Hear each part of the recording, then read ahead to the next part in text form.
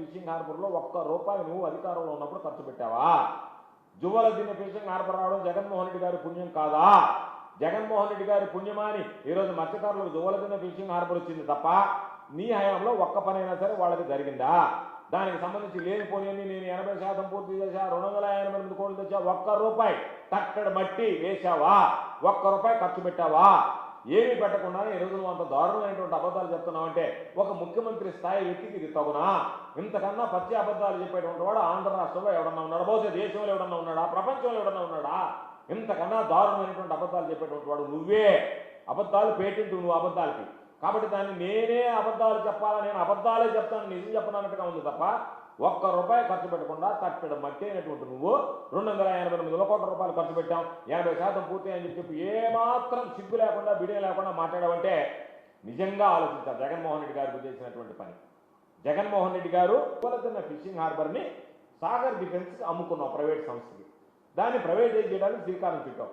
ఒక పక్క ఉన్నటువంటి వసతి సదుపాయాలను విస్తరించకుండా కల్పించకుండా ఉన్నటువంటివే చాలు అని చెప్పి మత్స్యకారులు ఇంకా దాన్ని ఎక్స్పాన్షన్కి వెళ్ళాలని చెప్పి జగన్మోహన్ రెడ్డి గారు ఆలోచన చేసి ఉన్నటువంటి అన్నింటినీ ఎక్స్పాన్షన్కి రాష్ట్రంలో ఒక ₹6,000 కోట్ల కేటాయించి ప్రణాళిక సిద్ధం చేస్తే తమరు చేసినటువంటి ఘనకార్యం ఏంటంటే తమరు పుత్రరత్నం లోకేష్ బాబు చేసినటువంటి ఘనకార్యం ఏంటంటే జగన్మోహన్ రెడ్డి గారు మత్స్యకారులకు ఇచ్చినటువంటి ఆస్తి హక్కు ఏదైతే ఉందో సాగర్ డిఫెన్స్కి అమ్ముకున్నావు, వాళ్ళకి కట్టబెట్టావు, దాన్ని ప్రైవేటీకరణ చేయడానికి సిద్ధపడ్డావు, మత్స్యకారులు కడుపు కొట్టావు.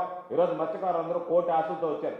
జగన్మోహన్ రెడ్డి గారు మొన్న వచ్చినప్పుడు మాట్లాడాడు సాగర్ డిఫెన్స్కి సంబంధించి ఈరోజు చంద్రబాబు నాయుడు రద్దు చేసుకుంటాడు అనుకుంటే మీరు బయట వాళ్ళు చెప్పేటువంటి మాటలు ఏమి నమ్మొద్దు, సాగర్ డిఫెన్స్ వచ్చేది అనడానికి జగన్మోహన్ రెడ్డి గారు చెప్పారు. ఒకవేళ నువ్వు తీసుకొచ్చినా వైఎస్ఆర్ కాంగ్రెస్ పార్టీ ప్రభుత్వం అధికారంలోకి వచ్చిన వెంటనే ఆ అగ్రిమెంట్ ఏదైతే ఉందో ఆ కాంట్రాక్ట్ క్యాన్సిల్ చేసి పూర్తి స్థాయిలో దానిలో ఉన్నటువంటి ఆస్తిని కానీ అక్కడ ఉన్నటువంటి వసతి సదుపాయాల మీద కానీ పూర్తి స్థాయి స్థానికంగా ఉండేటువంటి ఆ ప్రాంత మత్స్యకారులకే కల్పిస్తాము హక్కు అని చెప్పడం జరిగింది.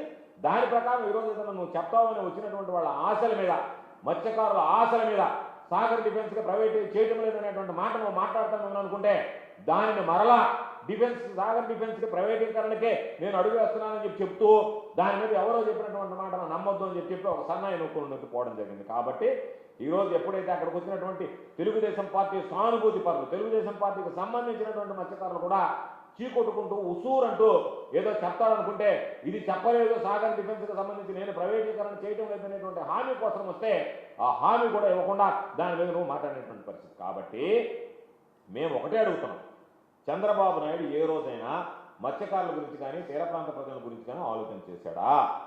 దానికి సంబంధించి ఆలోచన చేసినటువంటి వ్యక్తి జగన్మోహన్ రెడ్డి గారు ఒక్కడే. చంద్రబాబు నాయుడు ఈ జన్మలో లేదా మరో 100 జన్మలు ఎత్తినా మత్స్యకారులకు సంబంధించి ఆలోచన చేయడు. జగన్మోహన్ రెడ్డి గారు ఉన్నప్పుడే ప్రతి 50 కిలోమీటర్లకి తీర ప్రాంతానికి సంబంధించి ఒక పోర్టు రావాలని చెప్పి కోరుకున్నాడు. ఆ పోర్టులతో పాటు దాన్ని అనుసంధానిస్తూ ఫిషింగ్ హార్బర్లు కానీ ఫిష్ ల్యాండింగ్ సెంటర్ కానీ ఉండాలని చెప్పి ఒక బ్లూ ఎకానమీకి మత్స్యకారులకు సంబంధించి అండగా నిలవాలనేటువంటి ఆలోచన చేశాడు. ఈరోజు ఆ విధంగా ఆ ఎకానమీ బిల్డప్ చేయాలనేటువంటి ఆలోచన చేయడం కాకుండా ఆ దిశకు అడుగులు వేశాడు, వాటికి పనులు చేపట్టాడు, శ్రీకారం చుట్టాడు. ఈరోజు చంద్రబాబు తానంతట తానే నేను సీనియర్ నేను చెప్పుకునేటువంటి వాడు ఏ రోజైనా ఆ దిశగా ఆలోచించాడా? మత్స్యకారులకు ఏ రోజైనా మేలు చేయాలనేటువంటి ఒక్క పనైనా చంద్రబాబు నాయుడు హయాంలో జరిగిందా? జగన్మోహన్ రెడ్డి గారు ఇచ్చినటువంటి కార్యక్రమాల్ని నువ్వేదో కొనసాగించడం తప్ప నీ అంతటా నువ్వుగా ఒక కార్యక్రమానికి రూపకల్పన చేసి ఆ కార్యక్రమాన్ని నిర్వహించినటువంటి సందర్భం కానీ కొనసాగించినటువంటి సందర్భం కానీ ఏ రోజైనా ఉంది అంటే దాదాపుగా ఎప్పుడు లేదు. కాబట్టి నీకు ఏ రోజు కూడా ఒక ఫిషింగ్ హార్బర్ తీసుకురావాలని కానీ ఏదో ఒక ఫిష్ ల్యాండింగ్ సెంటర్ తీసుకురావాలని కానీ మత్స్యకారులకు అండగా నిలవాలనేటువంటి కానీ ఏ రోజు నీకు లేదు. కాబట్టే 2 ఏళ్లు ప్రారంభించినటువంటి ఆ జువ్వలదిన్నె ఫిషింగ్ హార్బర్ ఈ రోజు కూడా పూర్తి చేయకుండా నువ్వు మరొకసారి మత్స్యకారులను మభ్యపెట్టేటువంటి ప్రయత్నం చేశావు.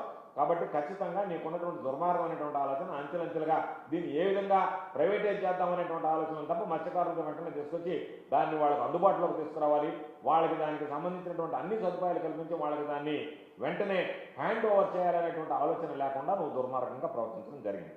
ఈరోజు అందుకనే వాటికి సంబంధించినటువంటి దాంట్లో దాదాపుగా జగన్మోహన్ రెడ్డి గారు చెప్పారు మొన్న వచ్చినప్పుడు జువ్వలదిన్నె ఫిషింగ్ హార్బర్ అనేది అత్యంత ప్రాధాన్యత సంతరించుకున్నది, దీనికి 41,000 టన్నుల మత్స్య సంపద వచ్చేటువంటి అవకాశం ఉంది అని చెప్పడం జరిగింది.